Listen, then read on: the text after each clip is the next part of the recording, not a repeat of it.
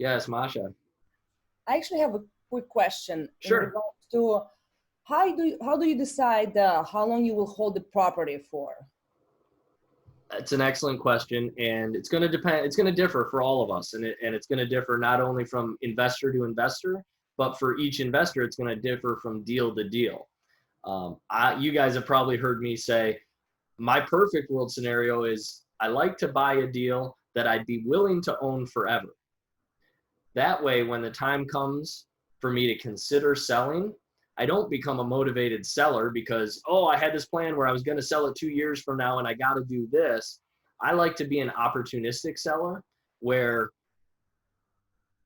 I move from, hey, I bought this place and I'm working the project. I'm getting it up to snuff and I'm taking it to where I know it can be. I'm going to optimize this and I'm going to take it to its highest potential. And when I do that, it's going to make me a boatload of money every month. And so for someone to buy it from me, they're going to have to pay me more than I think is reasonable, right? And those buyers are out there.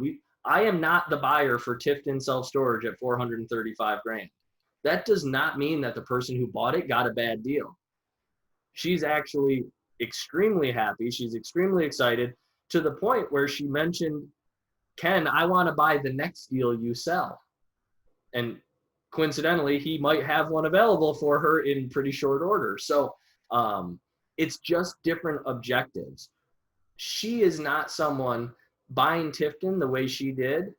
I can tell you, I've never met her, but I know that her plan is to hold it long term because there's no real way to add value. So she bought it for the existing cash flow, knowing that over time she will gain equity through natural appreciation and through debt pay down. So hers is a long-term play. My investing strategy currently is more of a dramatic, right, before and after value add. It's just different objectives, different risk tolerances, different stages for investors. Over time, I used to say I'd never sell a deal. When my first coach told me to sell my first facility, I'm like, you're an idiot. You don't know how little I work for this property, for the income that I get from this property. And then he turned me around and showed me a different perspective. And I went, oh, yeah. And I moved that money and I did really well for having done it. And I'm glad I did. That's a very long-winded answer to your simple question, which is really it all depends. But you never want to need to sell, right? The times you end up needing to sell are when you can get hurt. What would lead you to that situation? One, maybe your life, right?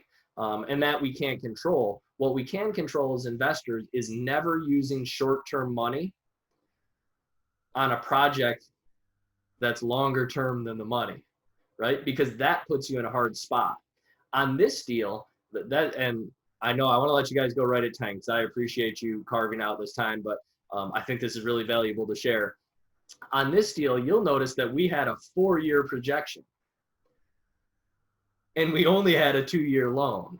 Now, I happen to know that my buddy would extend, so I wasn't overly concerned about that, but that wouldn't have been enough for me to make the deal if I just thought maybe he might extend. I also knew that we would have the property at least bankable. So if push came to shove, we could have refinanced the property with a traditional bank, gotten Chris his money back, gotten my investor paid off, and then just had a normal loan.